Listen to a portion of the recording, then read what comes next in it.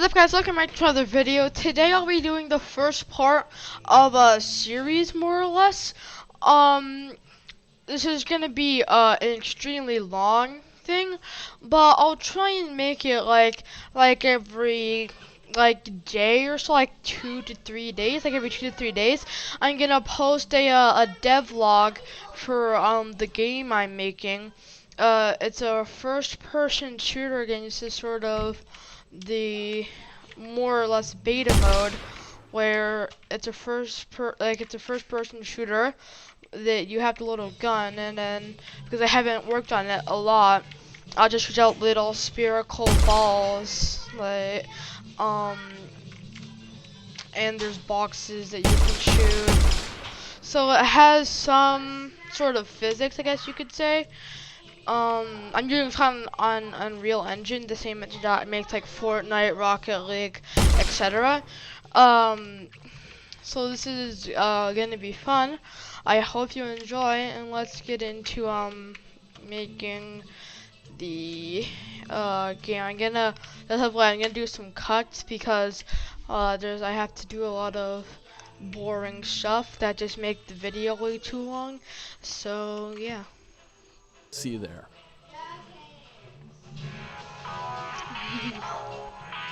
Talking about player metrics. Well, first of all, what are player metrics? Player metrics are parameters that determine things about your characters. Things like how fast can they move, how high do they jump, and there are metrics associated with other elements of your game as well, not just related to the player. In this one, we are going to be using a first-person template and shooting out projectiles. So we wanted to determine things like how. Yeah, and I just thought I should say that there's gonna be a lot of episodes. I'm pretty sure around like 76 at lowest, because I'm sort of learning, so I'm more or less I'm being instructed by a professional game designer. So this is gonna take there's gonna be at least 73 episodes. I'm not 73, 76. Right now we're working on player metrics, which should be fun. How fast is our projectile? Does our projectile bounce? What is the gravity going to be like on the projectile? Is it going to drop off eventually, or is it just going to shoot in a straight line forever? Now, why are these things important to determine before we start the gray boxing process? Well, let's think about this, and I've got an example to share with you. Let's assume that we were all tasked with making a Mario game, and we have decided that pipes are going to be about 200 Unreal units tall, and that we want Mario to be able to jump on top of this pipe in a single jump. Well, we have to make sure that Mario can jump high enough to obviously get up and over and onto this pipe. There's a parameter in Unreal Engine for a character known as the Jump Z parameter, and you have to set a value to it to determine that he can get up high enough to jump that 200 Unreal units. Now, maybe the value for that Jump Z parameter is something like 900, and that'll actually get him up high enough for any time you press that A button that he's going to jump up on the pipe. So you would do that before the start of the project to ensure that for any pipe that you put into your level, Mario can get up and onto it. Because if you build that pipe to be 300 Unreal units, he's not going to be able to jump up that high. So you go about building all your levels with pipes that are 200 Unreal units or shorter. But then maybe you've got a boss that comes along and says, hey, you know what? Mario's jumping crazy high in this game. That's just not realistic. Not that a Mario game is realistic, but bear with me. So your producer, your boss tells you, you know what? We want you to half Mario's jump height. So now you change his Jump Z value that determines his jump height to 450. Now every level that you had built with pipes that were 200 Unreal units tall are no longer going to be able to support Mario jumping onto them. Mario's not going to be able to jump up high enough to get up onto that pipe. And now guess what? You've got to go back into your level and fix all your jumps because you changed one player metric. That is why it is important before you even start building out your levels, even gray boxing your levels, that you get a pretty good sense as to how your character is going to play. How fast is he going to move through your level? How high is he going to jump? How fast are those projectiles going to move? Are they going to bounce? All these sorts of things, so that when you build out your level, you can build it out with full confidence that you're happy with how your characters move.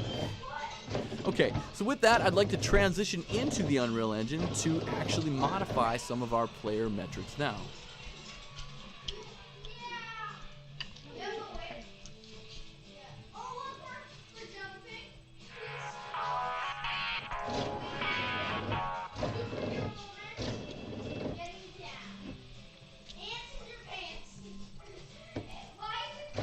So in jumping into Unreal at this point, we are actually going to be digging into something known as our character blueprint. And there's a lot of talk in this course about blueprints. This is jumping the gun a little bit because I don't want the discussion to be diverted too much into blueprints, but we need to dig into a character blueprint to simply get to these metrics that I've been talking about. So here in your content browser, select your first person blueprints folder. So again, I am in the content first person BP blueprints folder, and you're gonna find an asset known as your first person character. Go ahead and double click on that guy to open. Right. Oh.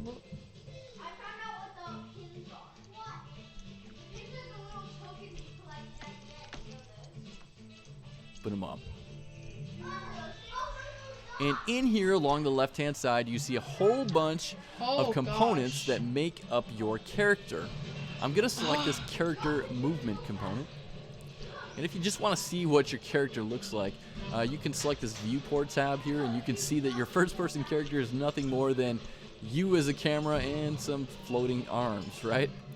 Alright, so with your character movement component selected, over on the right hand side, you're going to see all the detailed parameters associated with your character movement component.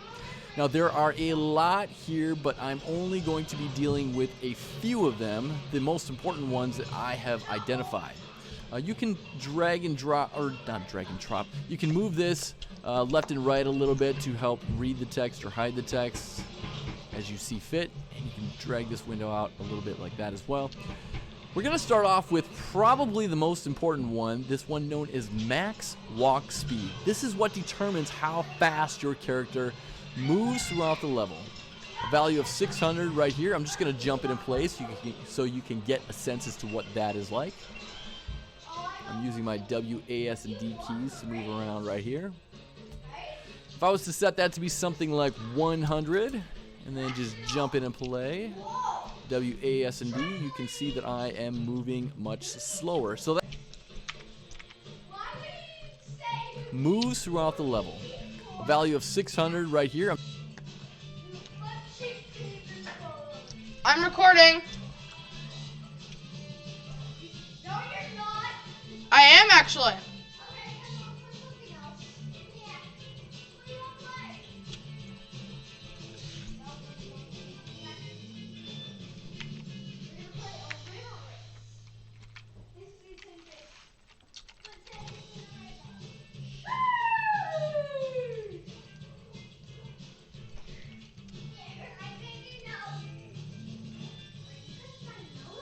I'm just going to jump it in place so you can get a sense as to what that is like.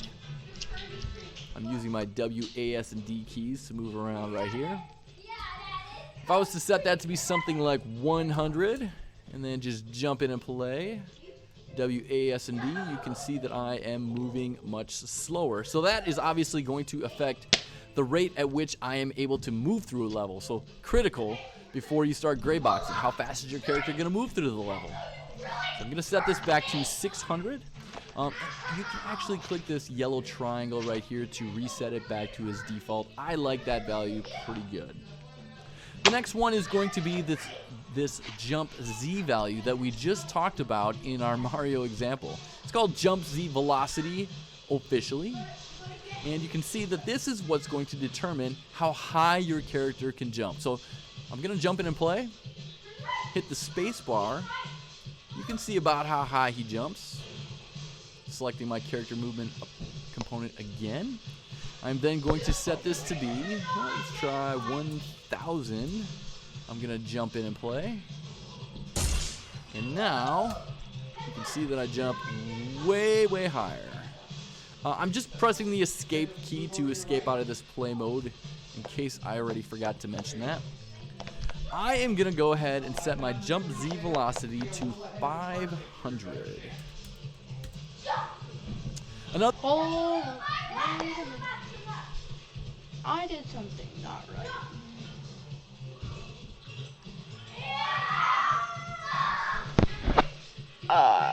The good one to mess around with here is your air control. This is going to determine how much control you have over your character while they are in midair, as the name suggests. I find this value to be a little restrictive. A value of 1 is going to give you a lot of control. I want to see what I want to see what happens if, now that I did some crazy jump thing, what happened. I'm gonna go to my main project now and see if I jump way higher than I did before. Maybe I have to hit save, I don't know.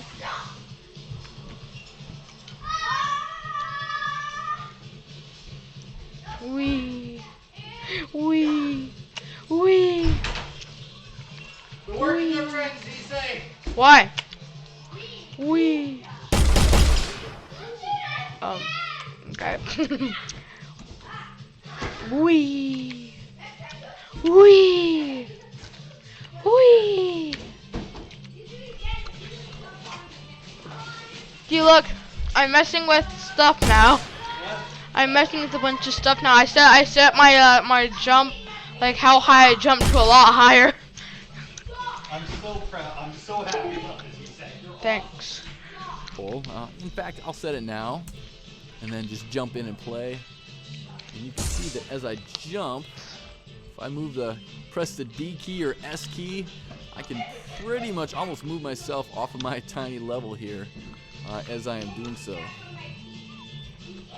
So I'm going to change that back to a value of, I found 0.2 to be to my liking, 0.2.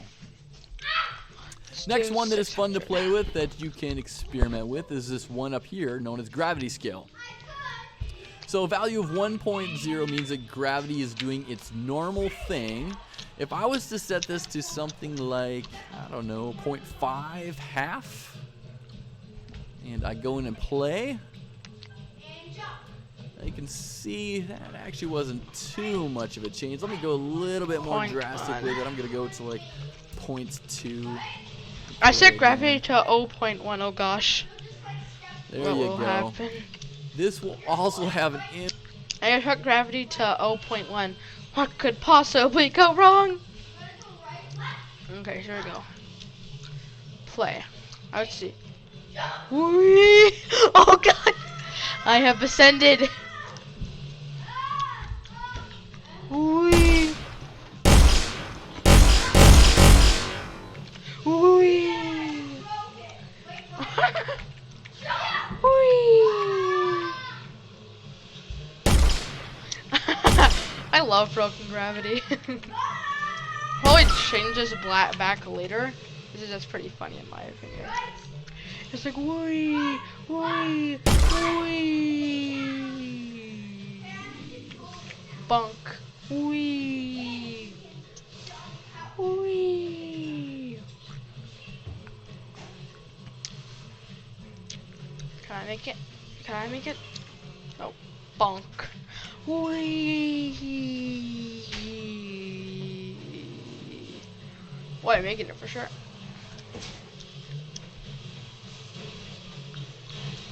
Bonk.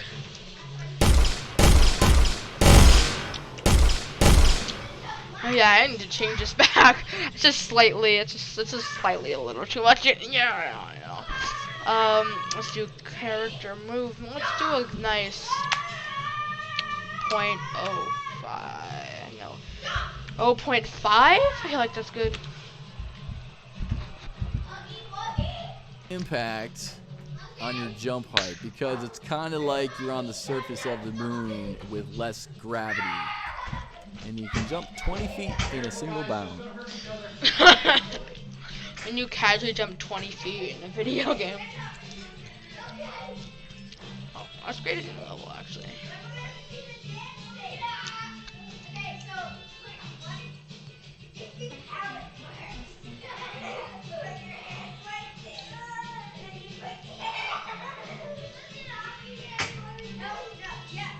I need to figure out how to make a level.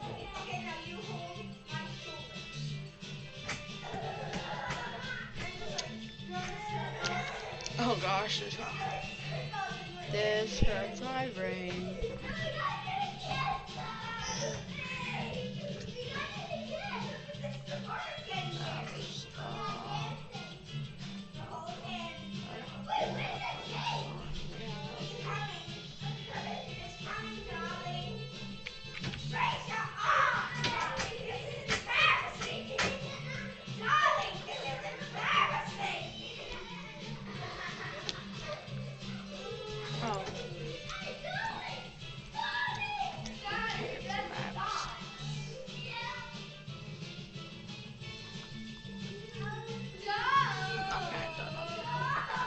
Right? I'm going to set that back to 1 by clicking this yellow reset to default. There are a whole lot more parameters here that you can play around with. Those are the main ones I wanted to talk about here. There are a few more parameters in this area under the class default. I'm going to direct you to click on this right now. And over on the left-hand side, there are 2 important parameters to talk about. There's jump max hold time and jump max count.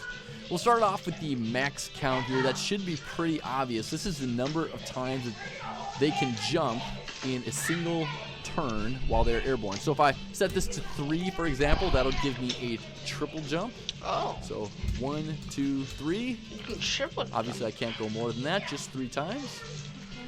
I'm going to set that to 1. Jump max hold time is this kind of effect. You know how in a Mario game, when you press and hold the A button, Mario will jump a little bit higher as opposed to when you just tap the A button. So if you want that effect to happen, set this to be a value greater than 1. I'm just going to give you an example as to how crazy this can kind of be. If I set this to a value of like 2, that is a hold time of 2 seconds, by the way. If I tap the space button, I jump pretty high. If I hold the space button, it's kind of got a jetpacky type feel about it, not something I'm too crazy about. So values that are larger than half a second kind of give you that jetpack feel. Maybe that's what you want, maybe not. For me, I like a value, excuse me, I like a value of about 2.25. And you saw something I just did right there that's worth mentioning. I clicked this little drop-down arrow to collapse these parameters. So know that you can do that in various areas of the editor. Okay, I'm back. Sorry for the background noise, and let's continue. So 0.25 will give you something like this. If I just tap the space bar, little jump. If I hold it, get a little bit higher. Not too bad. Okay, that's gonna do it for our character parameters. There are some more projectile parameters I want to set. So with that, I just want to make sure that I compile and save, and that is going to make sure that all your values. I need to find out. I'd like a value of about 2.25. Okay, character. Thank you, sir. Hey guys. You guys are doing so great. I really appreciate you. Character per person. So, max jump count. Let's set that to 4. No, okay, 2. So you can double jump in my game now. Hopefully. I'm gonna test. Oh, ow! I feel like I'm. gonna test that. So play. And you can double jump. There's low gravity as well. Yeah, yeet. As you can see, I jump once, I hit the space bar again, and I go even higher in the air, and there's low gravity. So we can you stand like this? You can. We.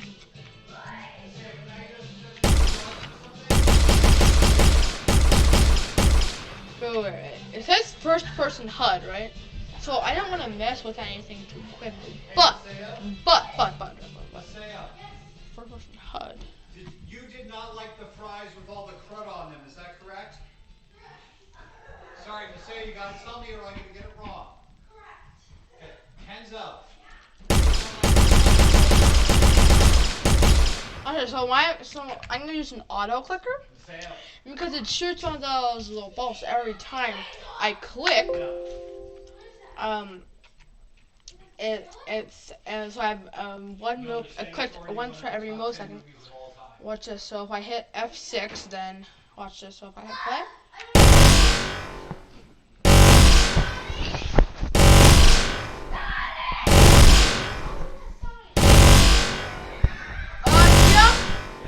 I think you should look at this.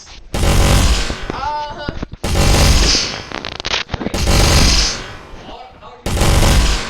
the fire rate? No, I use an auto clicker.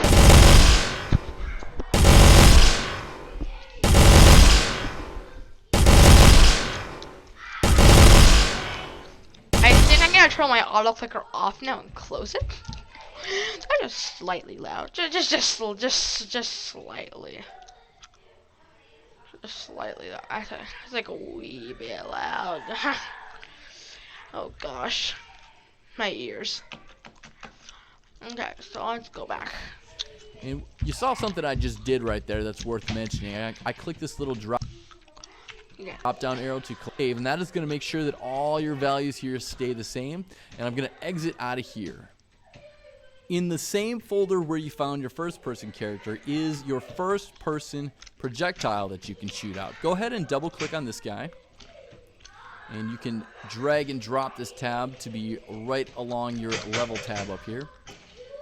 And if I click on the viewport, you can see that we are shooting out these little yellow balls right here. Isn't that cute? All right, go ahead and select your projectile component. Hold up, wait. Along the left-hand side, and there are some parameters to know about here. One of the most important ones is your initial and your max speed. This determines how fast your projectile can go. Oh. Now, if I set my initial set speed, this? actually just let me jump in and play and show you how fast these shoot out. Now, that gives you a rough idea. And then you may say, well, that's too slow. I want that to be, triple the value. So I'm going to set this to be like 10,000. And well, that certainly should go faster, right? No, that goes about the same. The reason that is the same as before is because if you're going to raise your initial speed, you need to raise your max speed as well, because Wait. So I raised initial speed and max speed, it's the same thing. So what happens now if I shoot? How fast? It's go like a Mach 15 or something? Watch this. Oh!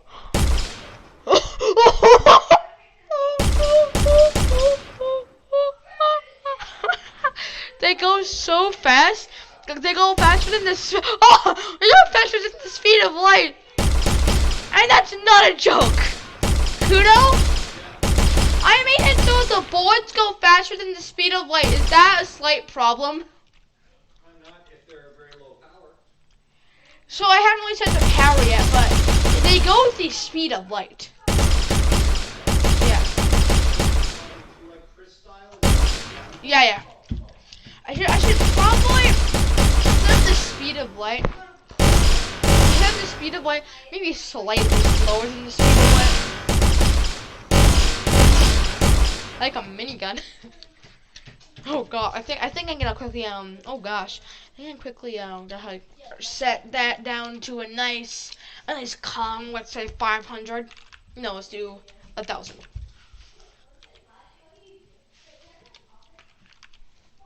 Okay. Initial speed is when your projectile is at its fastest. This is basically saying, nope, your projectile can only ever go 3,000. So your initial speed here of 10,000, not valid. But if I change my max speed here to 10,000 to match my initial speed, What? Interesting. and then play, you can see those fly out way faster. I like a is value of kinda, like 6,000 for depressing. these, so I'm gonna roll with Yeah. that. I thought 1,000 would be much faster. I usually set those to match. If you don't like your projectiles falling off or having gravity applied to them, you can fiddle with this. You've No seen that way. it kind of drops off after a while. So if you set this to be a value of 0, Wait, you can do that? Wait, no way, no way, no way, no way, no way. Wait. I can make it so there's no bullet. I think I can make it so that there's no bullet drop. Watch this. There's no bullet drop. As it goes on, it's like, ooh, this never.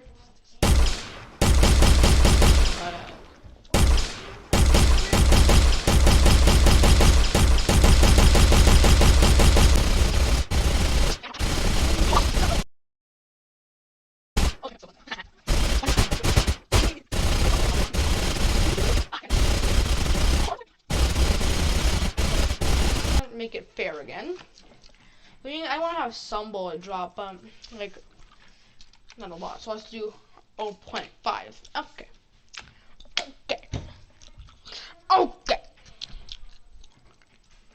that means no influence from gravity and that these will just keep going straight.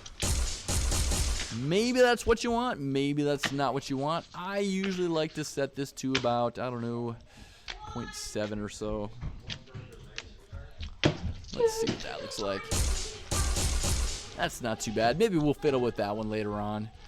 That one's not too, we don't have to worry about that too much for building out our gray box levels. Other parameters you may want to experiment with here are should bounce. By default, this checkbox is checked on, saying yes, it should bounce, like so.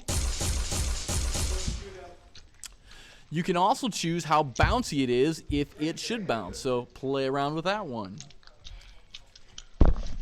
It's about to finish. Other parameters that you should know about here, go into your class defaults button up here because there's one more pretty important one. With your class defaults button selected, look down in the lower right hand corner of your screen in the details panel. There is an initial lifespan. This is stating that after 3 seconds, this projectile is going to disappear from existence. So play around with that one as That well. could be a I am going to lifespan? leave it at its default. Again, whenever you have changed some parameters here, always a good idea to do this thing called compiling and saving to ensure that your changes have taken place. All right, I'm going to exit out here. That is going to do it all for this one, guys. We will see you all in the next one.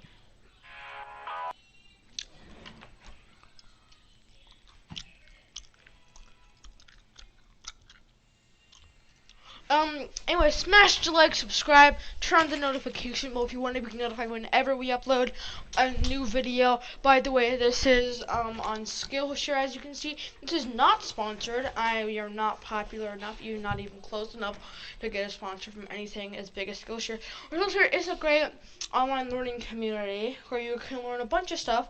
Like I'm learning game design, like you can learn arts and crafts, animation, drawing, etc. So Skillshare is just a great place to learn. Anyway, smash the like, subscribe, and turn the notification bell. You want to be notified whenever we upload a new video, and goodbye.